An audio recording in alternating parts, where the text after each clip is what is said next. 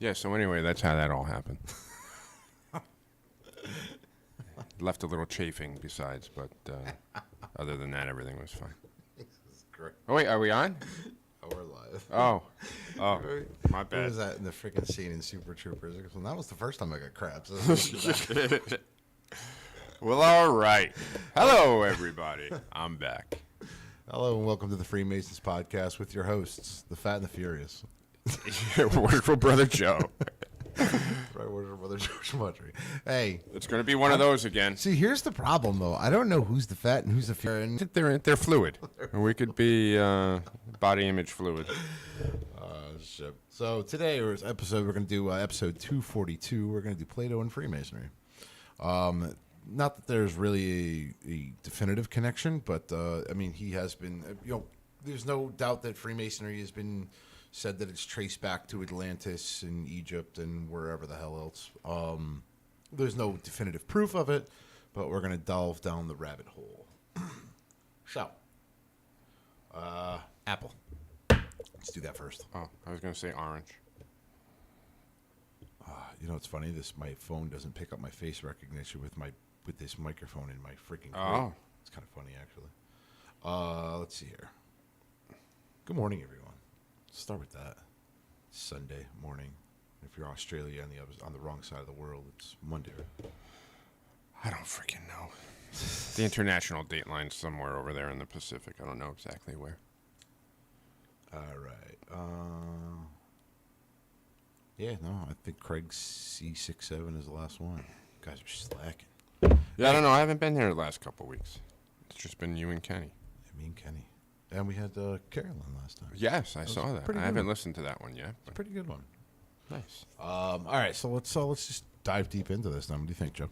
Let's jump. All right. So this actually comes off of Freemasons or what the hell is that little symbol? What's that thing called? Hyphen. Freemasonry.com, Plato, Freemasonry book, HTML. What website? For you could call it a minus sign. In freemasonry.com. Influence of Plato's Republic on Freemasonry and Masonic ritual. This was done by Probably, we don't use that title. Grand Lo- And I could be wrong on this, was kind of in between a worshipful and a right worshipful. It was an additional layer. I still believe in the hierarchy it's lower than a right worship. I believe so. Okay. So he's got some dedications on here. I'm just going to read out of Okay. the dedications that he did to his friends and stuff like that. While you're doing that, I'm going to monitor the YouTube. Perfect. Chat. So this one's a dedication, and then we'll get into the nuts and bolts of this. But he said to his wife, "There's a prize at. Here is the prize at issue. Right before you, look, a woman who has no equal now in all country." Where are you looking? Right here. ACHAEAN. A chain. A chain We'll go with country.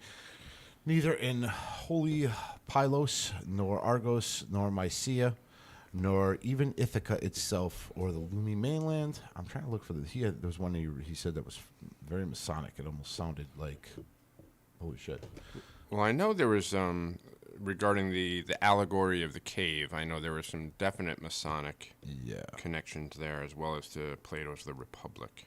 This was a good one right here. This one he did to his mentor, and it's a little cliff note out of Inferno by Dante? Dante, Okay. the Divine Comedy, which is basically a story about him going to hell. And he wrote, "My guide and I came to that hidden road to make our way back to the bright world, and with no care for any rest we climbed. I followed until I saw through a round opening some of those things of beauty of heaven bears. It was from there we emerged to see once more the stars." Yeah, that was kind of the end of Dante's Inferno as well. Anyway, let's get into the introduction here. Start this where he... Oh, this is a book. Boo! It's a book. I only have the introduction. Damn! This is what I get for not doing research ahead of time. Here we go. Mastermason.com. This one will work. If it'll load. Damn, we're off to a shitty start right That's here. okay. Man.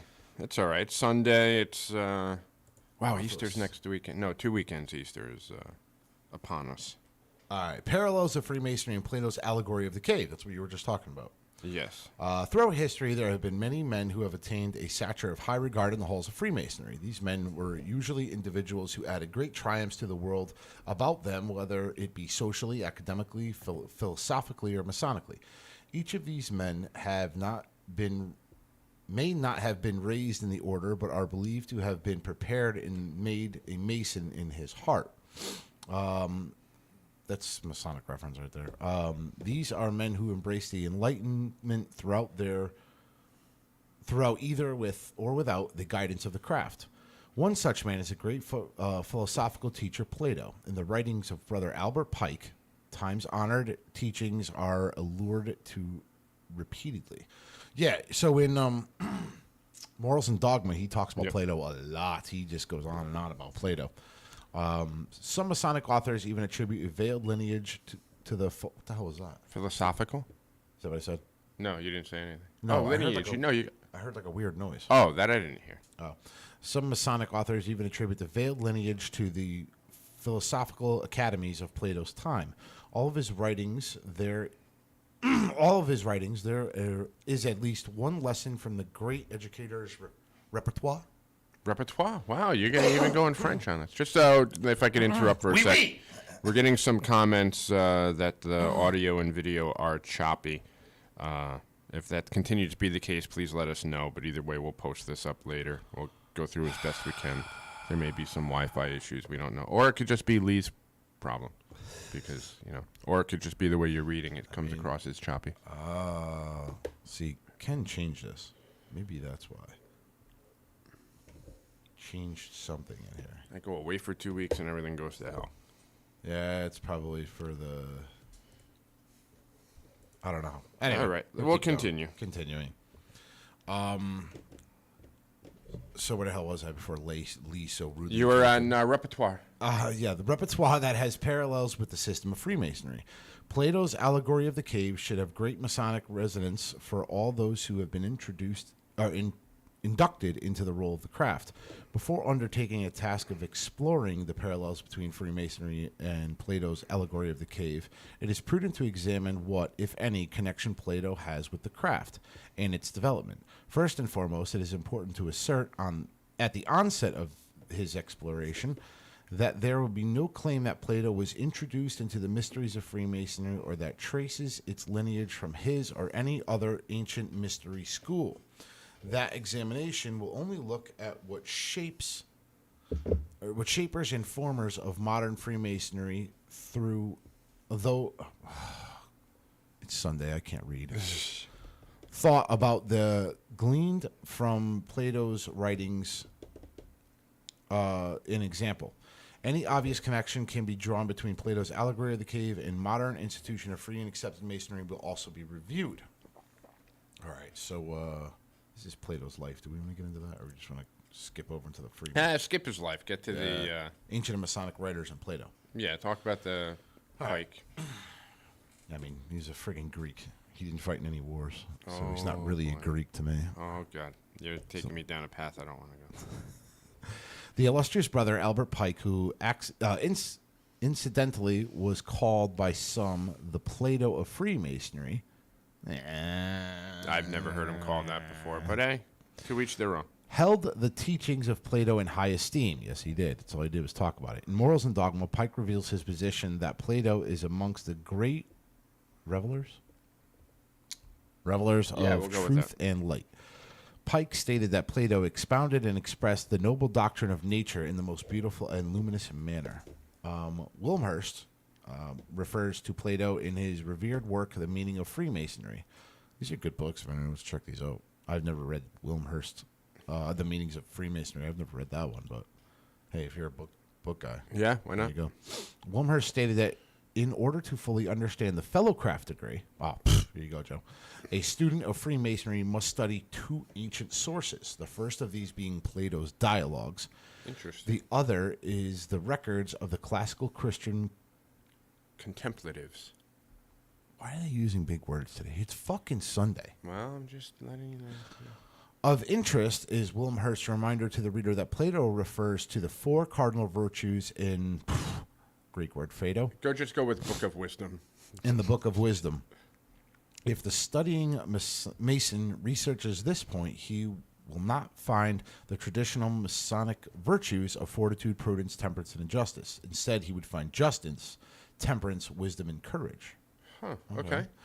Mackey, we know this one, in the Symbol of Freemasonry stated, and Plato said that the design of initiation was to restore the soul to the state of perfection from which it had originated. That's pretty freaking cool. Yeah. That's kind of what we study. Pretty much. In the fifth. Yo, Joe, let's just pack it in today. Okay. In the 3rd degree, it's kind of what we talk about. The fall. Grandmaster Heimelbeth falls, and he gets brought back to life. It's kind of like a reference to a soul in a sense, right? Yeah. Rebirth. This being taken from the Phaedo, it is evident in general esoterical of both the ancient mysteries and modern Freemasonry are a similar concept. The Dionysian. Artificer. The Dionysian Artificers refers to Plato's numerous times. The work points out importance of understanding that fables and allegories often contain numerous meanings. DaCosta, 1936. It further asserted that Plato's teaching of the descent of the soul into the darkness of the body, the perils of the passions, and the torments of vices are shared by Virgil and illustrated in writings on page 22. Fucking quit. I quit. I'm done. You can take over from can't there. do this shit Of these, there you go. I'm going to have a freaking... All right, I'll finish the Nah, paragraph. I got it. Just need to take a hit off my freaking vape pen. Because I'm getting frustrated. It's not all you took your hit off of. Of these, the descent of the soul into darkness is relevant to the topic at hand. Fuckery. Hey, I don't know what the fuckery. Right? Connects the allegory of the cave and you give me the paragraph with all the big freaking stupid names. I told you I'd read the rest of it. Ibn Sina. I'm going with Ibn allegory Ibn or of Ibn the Sina. bird. Thackeray. This is Thackeray. This whole goddamn article. Thackeray connects. Thackeray asserted that both illustrate the destiny of the soul to only be released from bondage through the attainment of knowledge. That's kind of what. Yeah. That's Yeah. well, kind of what we subscribe to. Like From darkness to light. darkness to light, making good men better. It is recommended that all seek out and study the allegory of the bird. I knew that was coming. I knew that was coming at some point. It has meaning and purpose to all men. But without a doubt, it is great importance and is worthy of examination by those who are called seekers of light. Interesting. All right. Allegory of the cave. You ready? Yes. All right. You should be able to handle this one. Theoretically. Theoretically, yes. You got allegory right so far. Yep. In Plato's allegory of the cave, human prisoners are held captive deep in the earth, their necks and ankles chained. They have never seen the outside world, the sun, or each other. They are bound facing a stone wall. Light from the outside world shines in the cave, casts shadows on the stone wall each prisoner is facing. Also, behind the captives is a fire, and in front of the fire, a walkway in which men carry puppets. Hey! I was there! This is a fucking setup. I swear. Men carry puppets and items from the outside world. I was there. Let me stand next to your fire. Move over, Rover. Let Puppet George take over. Yo, this is a setup. I'm telling you. You picked the topic, I man. know. Google's like, let's find him some shit with some bad names, and then we're going to add the word it's puppet their, in there. Yeah. It's their algorithms getting These items include statues of gods, men, animals, and trees. The bondsmen have no understanding of their condition. Their world is made up only of the illustrations of distorted shadows cast upon the stone wall before them. The sounds, the freaking puppet.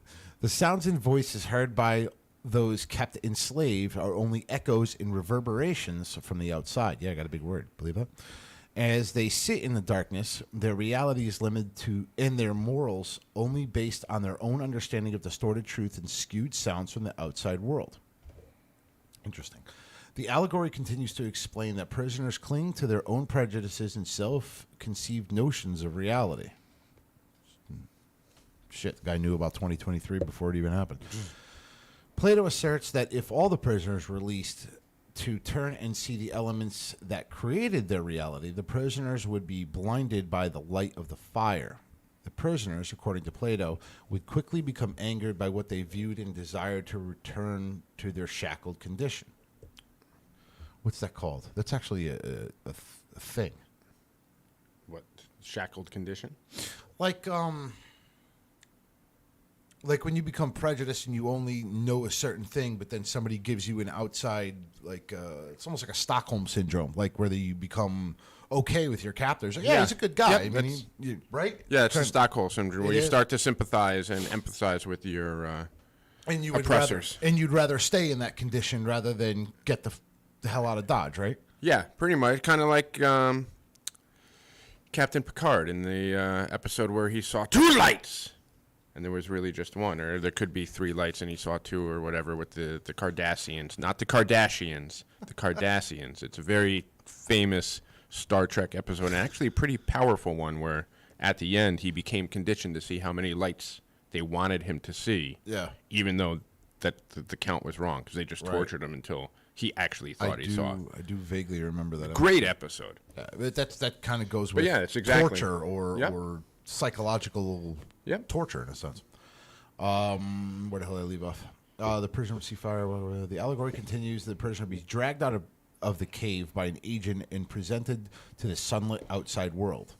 There he sees that realities and morals of this world are only an illusion of the world about him.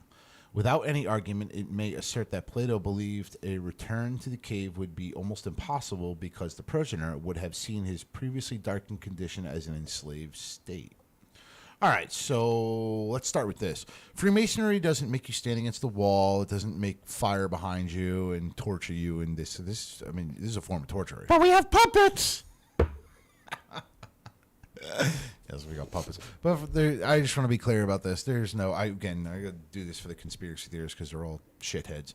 Freemasonry doesn't, there's no fire. There's no, chaining you to a wall or any shit like that. So they're making an allegory. They're making a comparison to your darkened state before you come into Freemasonry as opposed to your enlightened state when you get out. Or not when you get out, when you become a Master Mason.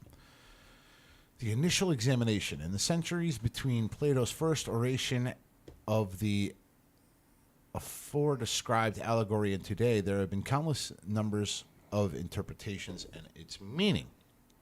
Nearly every civilized culture and society has examined and synthesized the allegory to extract meanings and support their lives.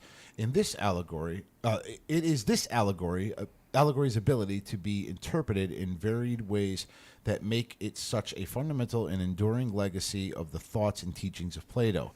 Why then should it not be appropriate to ascertain a Masonic interpretation of Plato's allegory of the cave? The allegory's first element of Masonic resonance, Jesus Christ, of the allegory is its ability to be interpreted in varied ways. Just as it is asserted that the allegory's ability to be varied in interpretation has added to its popularity and survival, the same may be said of Freemasonry. So basically what he's saying, from what I'm gathering, is that, just like Freemasonry, this whole situation of the cave could be interpreted in different ways, as Masons would, who are initiated, interpret Freemasonry in a different way. Yeah, and that's what keeps it going. That's what keeps it fluid in certain ways, that it's always going to be relevant, because the allegory may mean different things to different people at different times. So the lessons are very basic and can be applied to various different scenarios. And in fresh in sort of a way too, right? Because if you come to Freemasonry for the history of it, and then all of a sudden you can dive into allegory. Like, there's different avenues of what you can do in Freemasonry after you get fizzled out and burned out of one. All right, I've learned as much of the history as I want to learn. Let me switch over to allegory. Let me switch over to this. Let me switch over to that. Let me switch. You know what I mean? You can bounce, in a sense. Where the hell did I leave off here? No institution, which is Joe. Austere. Oh, okay. No institution which is austere, unbending, and disobliging can have a true global existence spanning geographic, religious, political, and cultural boundaries. It is the ability of Freemasonry to meet the needs of men from all creeds and all walks of life that has led to its survival over the centuries. I 1,000% agree.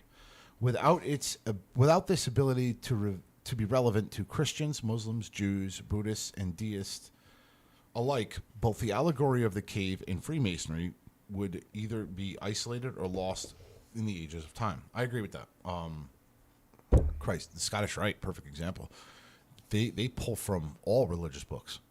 Yeah, absolutely. Even modern history. So they're always keeping the lesson to be learned, and even some of the old lessons they put into new degrees or newer, more modern. Let's say more modern.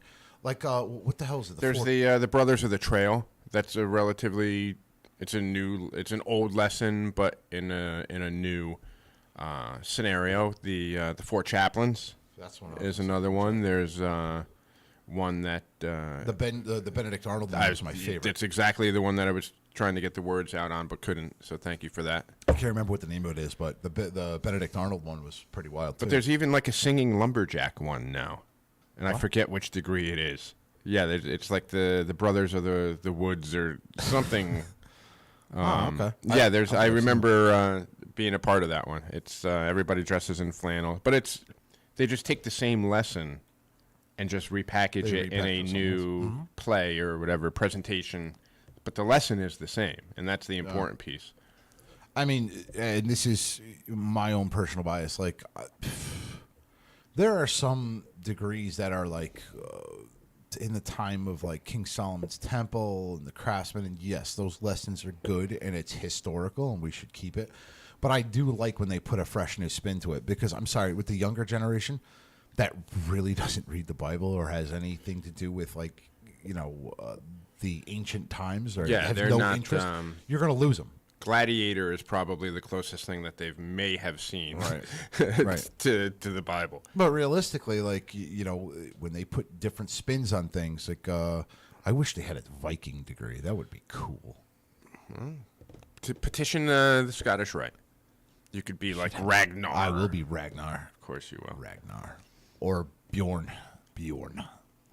From Socrates to satire, the philosophic quest of George Washington University describes an allegory in such a way that one could use the same sentence to describe the craft itself. It is an allegory of our time as needing to be born again to emerge from darkness of corruption into the light and truth of morality.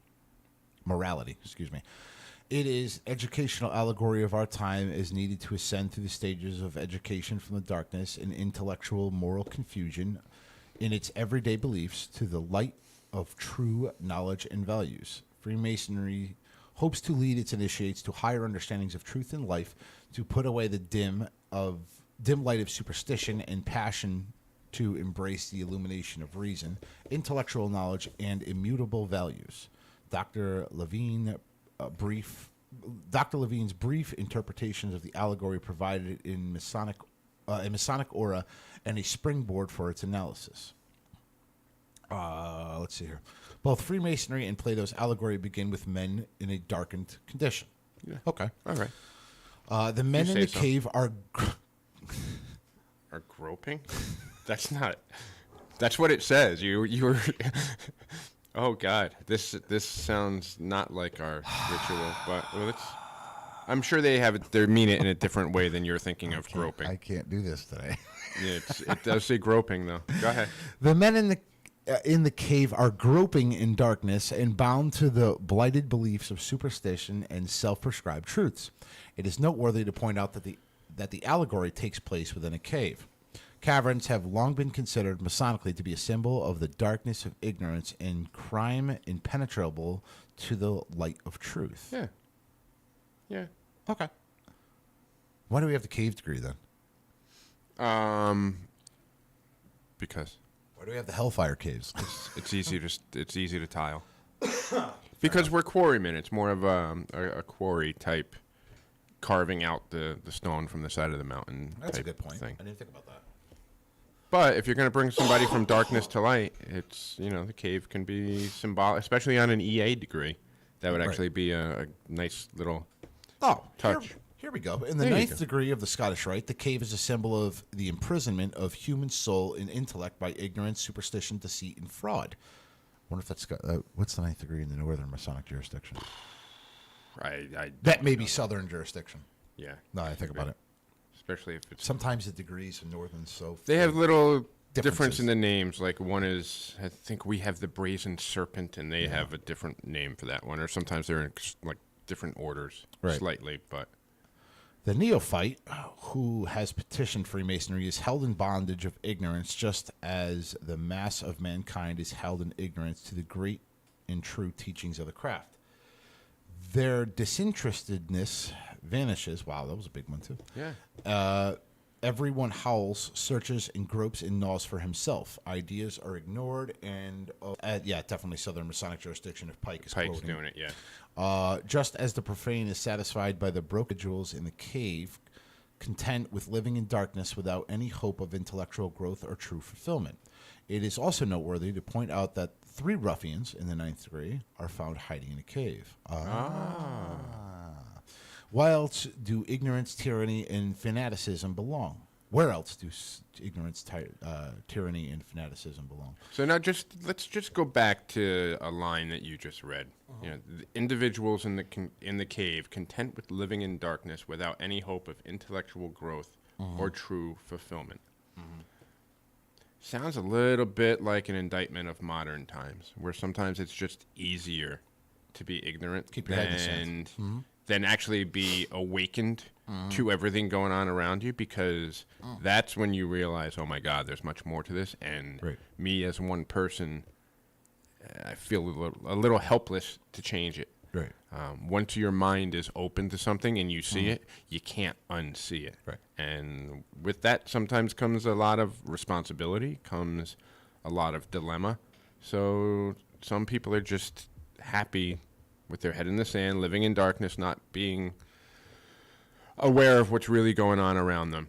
And that could be life, that could be political, that could be however you want to put it, but sometimes it's just easier. Like, I don't watch the news anymore because it's easier. I was just going to say, putting that in layman's terms, because Joe's a little bit more intelligent than me, I'll say we'll put it in jarhead terms. What you're basically saying is don't just read the news article. Do the research for yourself. Yeah. I mean, it's. But there are some people that, it's just easier. It's just easier. I'm just. I just don't watch much TV anymore because it's easier to not have that constant struggle of, Jesus Christ. Because if this is really going on, I might feel a moral obligation to do something about it, and it's just, it's tough. It's a tough spot to be in. So it's easier to be ignorant sometimes. Yeah, we're losing the feed. It's like bouncing. I think he changed the settings or whatever the hell. We'll change Ken, or we'll blame Ken. We'll blame Ken. And even if you can't see this, you can, if it's coming through choppy or whatever, we could always.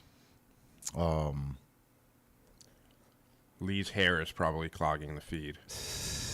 No, I think Ken changed the settings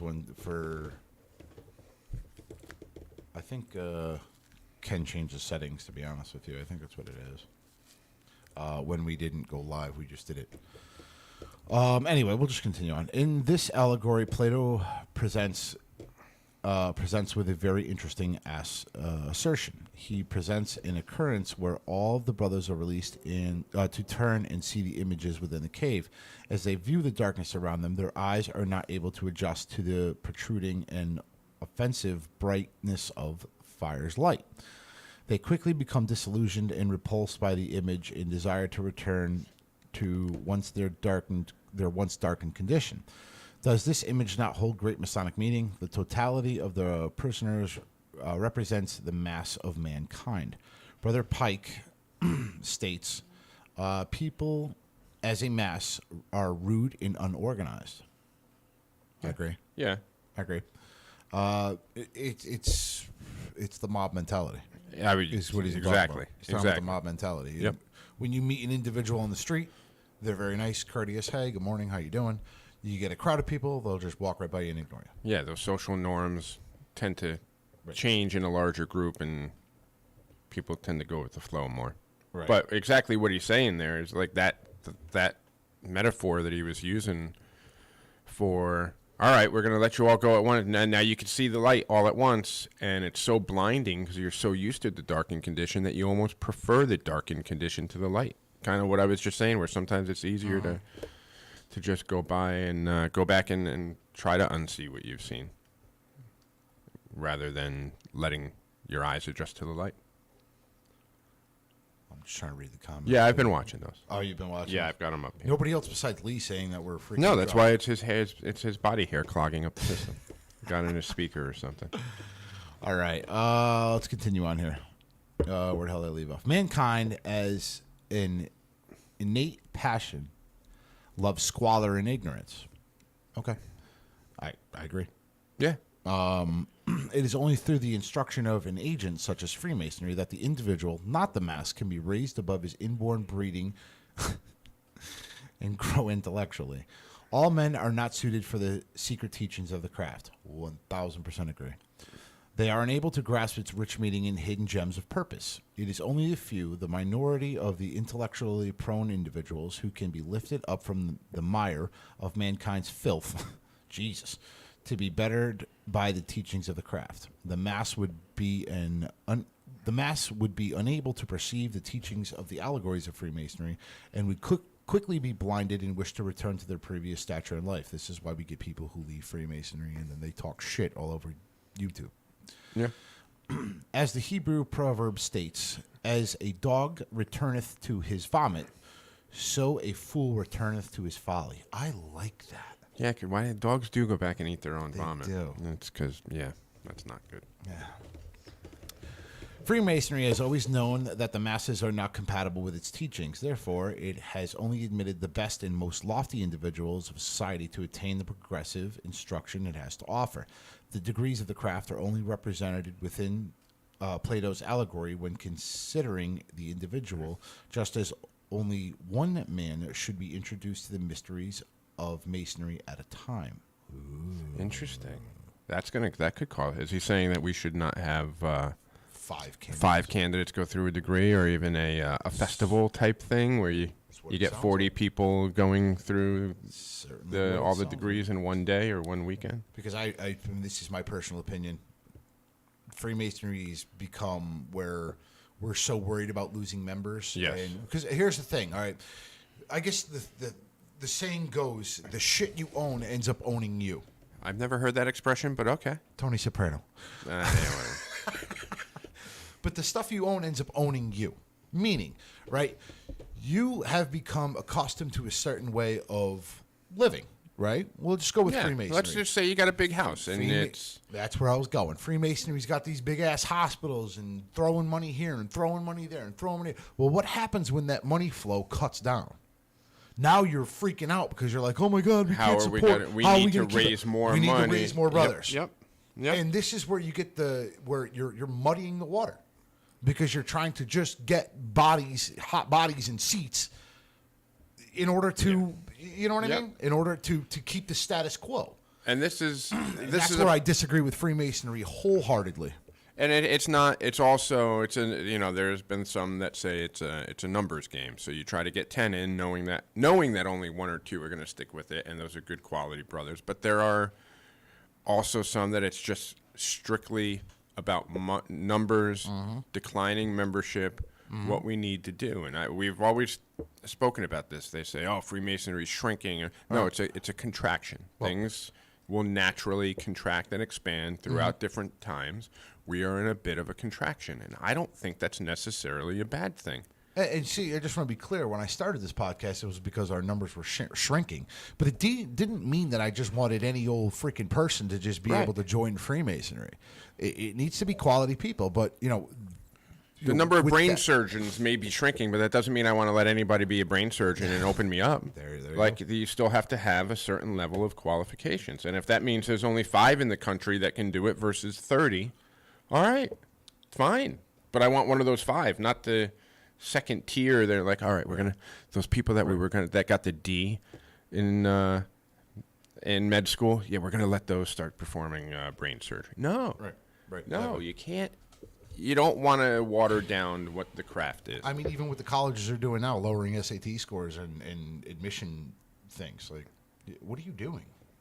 Just a quick question kind of on the topic of what we're talking here. Zach Deering, I'm assuming he's from the South. Do y'all think it's good to learn the 3 degrees in one day? I feel like you can't retain it all in just a day. I think it's a bad idea. That's my personal opinion, and our opinions do not reflect that of any Grand Lodge jurisdiction or any particular lodge within the state of Connecticut or anywhere in Freemasonry throughout the world. My personal opinion is it's too much. One at a time. That's my thing. One at a time. Take your degree by yourself. Why? Because if you go in with 3 people, you're splitting that experience amongst 3 people. I think it needs to be solely focused on the one candidate. That's my personal opinion. Yeah. And I think, like, I'll even take it, not even the 3 degrees being too much in one day. I purposely, and some people try to give me crap for this, but I will defend it to the day that I die, and I will die on that hill. When I deliver the middle chamber, which is one of my favorite lectures to deliver, I do the short form. It is too much for that person, in my opinion, too much for that person or the group of people going through that degree to retain all of the information that you're trying to give them over half hour, 45 minutes, however long Wholeheartedly agree. it takes. I intentionally do the short form to give them those morsels, to give them those nibbles. And then you can do a lodge of education to get into the other pieces of it. I agree. But it's just, I've seen the eyes gloss over. I mean, I've taken the York-Rite Festival. I went through my York-Rite degrees, the lower ones, the chapter and most super excellent, whatever freaking master name they came up with, and I hated it. And I'll tell you why. Because there was 40 or 50 of us. We sat on the sidelines and we watched somebody go through the degree. Yeah. Like, that's why I get more out of York-Rite than Scottish-Rite. Just because I want to be part of it. Like, I want to be involved. Like, Yeah. I think you get more out of it when you're actually engaged. It depends on how you learn, yeah. Sitting there and watching. So If you're a hands-on type person, you definitely learn better. Matt Remington, one of the patriarchs of my lodge, became a Master Mason in a one-day festival. He is clear that he wishes he would have done the standard path. Lee Musikoff, the only time I support a one-day degree program is only for a service member who is deploying in the near future. all right, there are exceptions. There may be some exceptions. But to Matt Remington's point, he became a Master Mason in one day. I became a Master Mason in 3 months. I had one EA in January, Fellowcraft in February, And even that was Master Mason in March. And I think that was too soon. Yeah, I agree. I didn't know any better at the time. And I think there's a fear of losing somebody along the way if you take too long. Okay, if you if you take it to the extreme, absolutely. But if somebody can't wait 6 months to receive life-changing information, then they're maybe not ready for it. Here's my thing, and we'll compare it to a dog. If you give him little, food a little at a time, he's hungry. He wants more. And when you're training a dog, perfect example. What do you give him? You give him treats because you're engaging with him. Reinforcing positive behavior a little bit at a time. Whereas if you just put the bowl in front of him and let him go, and then try to teach him, he's not going to learn anything because there's no engagement, there's no hunger, if you will, for the next step. So I don't agree with doing the entered apprentice and then 2 weeks you're going to do your fellowcraft. So learn this ritual that you have no idea what the hell it means. I think you should slow your roll, do the EA, perfect the EA, then move to the next. Do some shit, wash a dish, serve a plate. That's what we talk about in Freemasonry is servitude. But it could also be, okay, you were giving, and I won't get into the specifics of it, but you're given working tools with each degree. How have you used those working tools since your last degree that shows you that you've, I don't want to say mastered the entered apprentice degree, but you have an understanding of what the lessons are and you're actually applying them to life.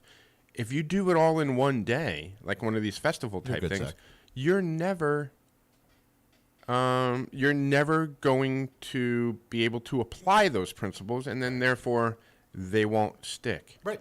Do you go, when you're teaching somebody how to drive, do you just throw them the keys and say, all right, and then go up on the highway? I did. Well, that's probably true. But you start off in a parking lot. You start with basic things. No, I didn't. Then maybe you drive down the street to home, and then you drive around town, and then you go on the highways. Right. Like, no, it's exactly, you're not interrupting at all, because it's kind of, relevant. what we were talking about. All right, let's continue on here because we got this one. Within the lodge, the uninitiated is hoodwinked and blinded to the occurrences about him. He's kept in darkness for two reasons. The first reason is the reminder of the vow of secrecy soon to be taken. Secondly, it is intended that the candidate for the entered apprentice degree and all others perceive the forms of the lodge in his heart before viewing the beauties thereof with his Where eyes. were you first prepared to be made an entered apprentice? And I'll leave it at that. I wish they freaking come snatch you in a candy van outside of your house, but that's my personal opinion. That can lead to some issues. The individual in Plato's allegory is kept in darkness to reality. During this time, he uses shadows and distorted noises to conceive the reality that is around him, and the proselyte is not brought to light until after his cable toe has been removed. That's basically what we do. Yeah. Until you take your oath, you're kept in the and dark. the reason why you got that cable toe is like yank your ass out of the lodge. Yeah. I mean, allegorically, that's what it's for. Nobody, when you got the cable toe around right. your neck, right. no one's gonna. They lead you out like like it would be a leash Right. type thing. It's Nobody's before you, Nobody's getting yoinked. you're in darkness, and you have an opportunity to say, you know what, this isn't for me. Yeah. Before you do that, and then before the obligation is taken, but once the obligation is taken, that's when you're released. And there's from my your dramatic cable toe. pause. That's my dramatic pause during my ritual. Yes. Withdraw now while there's yet time. And you Dramatic stop. pause. And I always get some past masters on the side who's like, the allegory of freedom. Like, Yeah. Shut up! Like, shut up. The design, that's what it is. The design of the Masonic Constitution. But there's always some past masters like, the design? Yeah, I got it, dude. Shut up. Anyway. Sorry, I just had to get that off my That's okay. chest. You're okay. In the allegory, the prisoner is not brought to light until his shackles are opened. The agent who brings him to initial light walks. Agent who brings him To initial to light. initial light walks him around the cave and points to the objects and demand the individual to name them. This is out of Plato now. Yes. Very similar, huh? The parallel exists that neither the individual released from bondage nor the newly made brother within the lodge are brought to complete light. The teachings of both are only partial. And we talk about that in fellow craft degree when you observe the square and compasses. Fellow craft has its own setup of the square and compasses. You're receiving light, but only partially. We actually say that. The two initiates are allowed to adjust to the new light as it has been shown them and expected to progress through further stages to attain more light and greater understanding. That's kind of what we do. We pop the blindfold off you at some point, and we give you a second to gather your shit, if you will, and then we start the ritual, right, Joe? I mean, it's pretty much what we do. Yeah. The next development of the journey of a man seeking Masonic enlightenment occurs through the teachings and philosophies of the fellow craft degree. This is Joe's right here. This is your shtick. Yep. It's your favorite degree, right? It is absolutely my favorite degree. The second degree of Freemasonry is filled with great and enduring ideas and teachings for the neophyte seeking further light in the craft. The legend of the winding staircase holds lessons of the utmost importance, and within its beautifully illustrated lessons lie one word that most suitably expresses its meaning. Holy shit. No, I'm kidding. The single word is ascension. Yep. Mm-hmm. The passage taken to the Holy of Holies is sacred and dominated by the ascensions of the winding staircase. The winding staircase is symbolic of the journey of one seeking a liberal education. And we don't mean that in a political sense. Mackey explains the path of the fellow craft requires him to ascend step by step until he reaches the summit where the treasures of knowledge await him. The education is the great equalizer and is one thing that man can do to elevate himself above others. Yeah, I mean, the smarter you get, the more intelligent you get, the more knowledge you get, the better off you are. I mean, I'm not who I was when I was 20. You know what I mean? Like, I'm 40 now. I'm a little bit more educated. I know what to do, what not to do, for the most part. And there's some Franklin quote, and I'm going to butcher it, but it has to do with an investment in knowledge pays the best dividends or something along those lines. But if you really think about it, Joe, like, are you the same person you were when you were 20? Absolutely not. Would you do the same things now at your age that you would have done when you were 20? Some things. No. I have a much different perspective on life, even different now than when I was 40. I mean, I laugh at all these young kids who are like all over Instagram and Twitter, and they're sending tweets and snaps and all that stuff. And everybody wants to be my friend. I have 1,000 likes. At 40, I don't give a shit. Yeah. I do not care who likes me and doesn't like me. Wait till you get to 50. You know what I mean? Like, I don't give a shit. Like, I really don't. And it's like the things that I cared about, getting likes or clicks, or I don't care about that shit no more. I really, really don't. So, I mean, and these are the things I'm trying to relate it to modern, or not modern, but the younger generation. Yeah. Like, getting somebody to like a photo, what do you gain out of that? You gain nothing. You know what I mean? No, it feeds your ego. That's all it is. What is it, the dopamine? Is that the thing that... Dopamine, yeah. Mm-hmm. Feeds your ego. It makes you feel good. Yeah. But realistically, what does it give you? Nothing. Nothing. Whereas knowledge, it's just... Well, knowledge plays right into that because when you get aware of knowledge, you're like, wow, this shit really doesn't mean anything. And when I became aware that I was purposely getting sponsored feeds on my Facebook that would take a hard line stance on something just to get people engaged to start arguing. And it could be over, and it was tailored to me. It was, Tom Brady, or this player says Tom Brady's not the greatest of all time. And then you read the comments, and everybody's arguing. Yep. This person says that, the Star Wars prequels are the best of all the movies. And you go in the comments, and it's everybody arguing. And realistically, you know what it does? It actually affects your psyche. Yeah. Because I found, like, when I read articles and I read things, I get angry about it. Yeah. And then I sit there and I realize, I'm like, why am I even reading this fucking thing? Why am I even looking at it? What relevance does this have to my immediate life right now? It's purely there to get people arguing.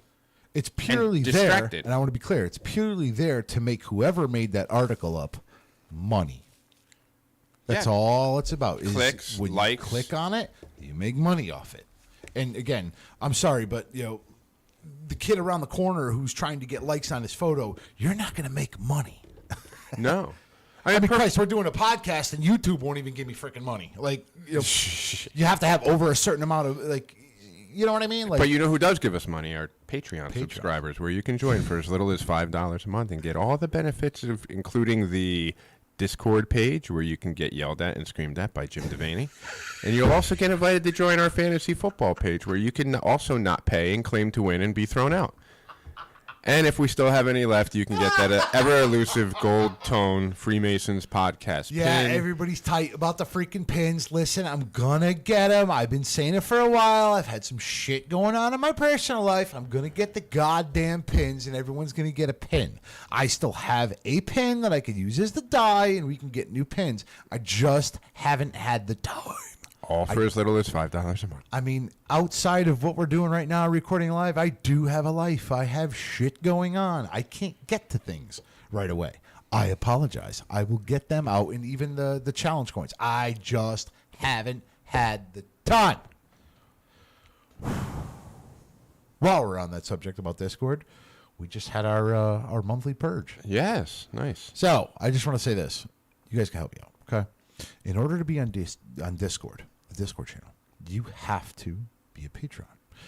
If you are a Patreon who joins Patreon, you get the Discord channel. That Discord is not to be given out. It's a private link. On top of that, if you stop becoming a Patreon, you stop getting access. Access to Discord unless you talk to me and say, hey, listen, my wife's been in the hospital for 3 weeks. I may float you, but there's no guarantee on that. Lee, there's no guarantee on that. But also on top of that, though, if you do leave Patreon, which is fine, you can come and go as you wish. You know what I mean? If you do leave Patreon, bow yourself out of the Discord, so I don't got to go and purge you and make an ass out of my, like, be that dick. Like, Right. And if you're going to do that, and you're not going to let us know that you're bowing out of Patreon, and you want to stay in Discord, don't stir crap up in there, because then it's going to be, wait, you're not even paying. Get the hell out. Just lay low, enjoy the banter, and follow the 2 rules. All right, here we go. Ready?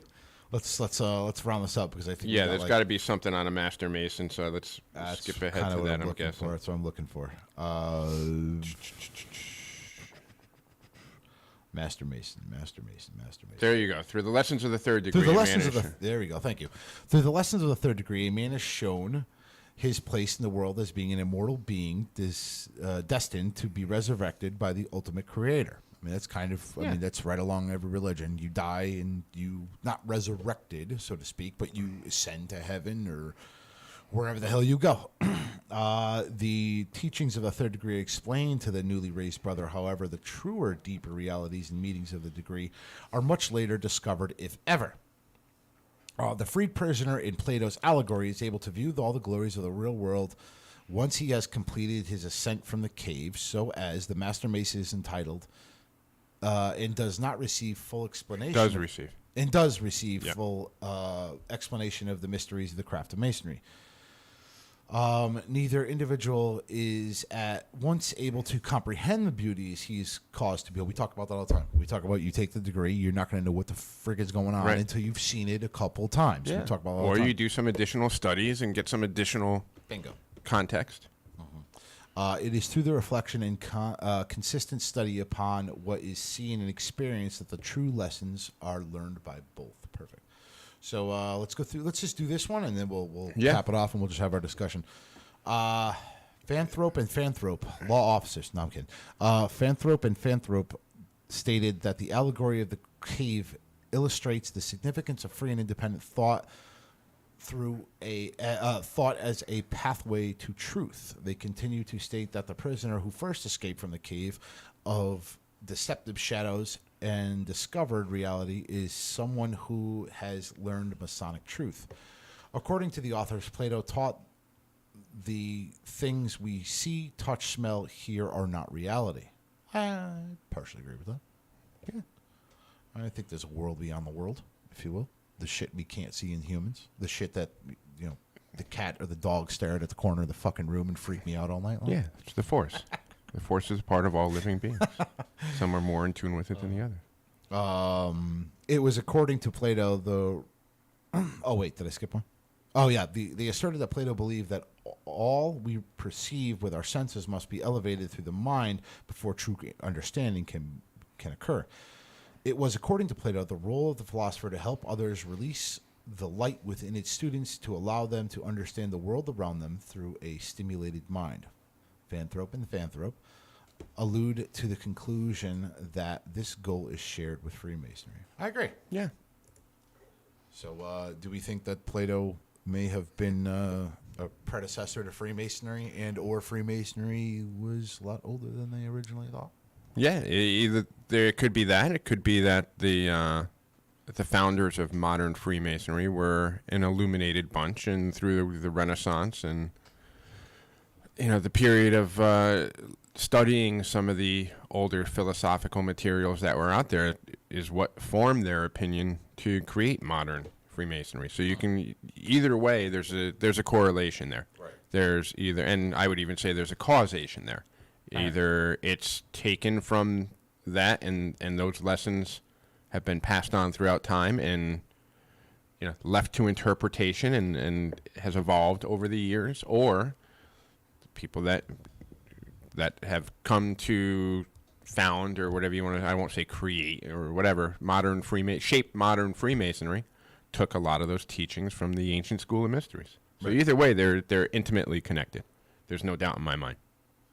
Yeah, I mean, it's one or the other, personally. It's either Freemasonry has been around a hell of a lot longer than we originally thought, or, it's just people who created Freemasonry said, let's pull lessons from here, there, and everywhere. So, I mean, that's up for your debate. I mean, me personally, I think it lasts. I think it's longer. I think Freemasonry was around way longer than what we originally thought.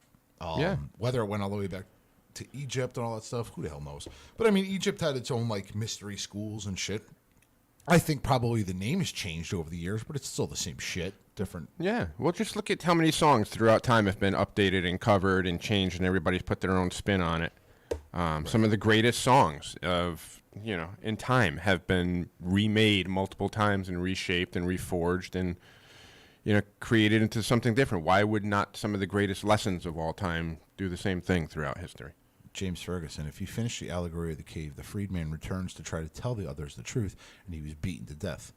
A lesson on the ignorance of others. Also a reference to Hiram Abiff. Yeah. And, is what happens in the modern world today when people learn you're a Freemason. A lot of times their first inclination is to ostracize you and harass you and make stupid jokes and tell you have babies buried into the lodge. Yeah, and treat you like an outcast or whatever, because that's the ignorance. And that's why, one of the lessons that we're taught as we go through the degree is don't get into arguments with the uninitiated. They could never understand. And for a long time, Freemasonry didn't defend itself against certain accusations. Then I came along. And still, rarely does to a certain extent. But it's you can't, I won't say can't, because there's other outlets to learn the same lessons outside of Freemasonry. But if you're comfortable being ignorant, there's nothing that we can tell you or that a religion can tell you or that a philosophical ideal will give you if you're just comfortable being ignorant and not open to learning additional things. There's nothing anybody's going to tell you. Nope. It's like arguing with somebody who knows they're right and swears that they're absolutely 100% correct, even though they're not. You're never going to win that argument. Zach Daring, have we done an episode in the Denver airport yet? Yes, we did. Yes, we have. We'd have to go back through the archives to see which one, but it was a while ago. It was a while. Probably a couple years ago. Might have been one of our rough and raw ones, I think. I think we talked about it. I saw a movie like that once. I think we talked about it. I think it was actually titled Denver Airport. Probably. And Masonic conspiracies or we something touched like on it in the Mason's Mouth Off, the very first quote-unquote episode that got pulled.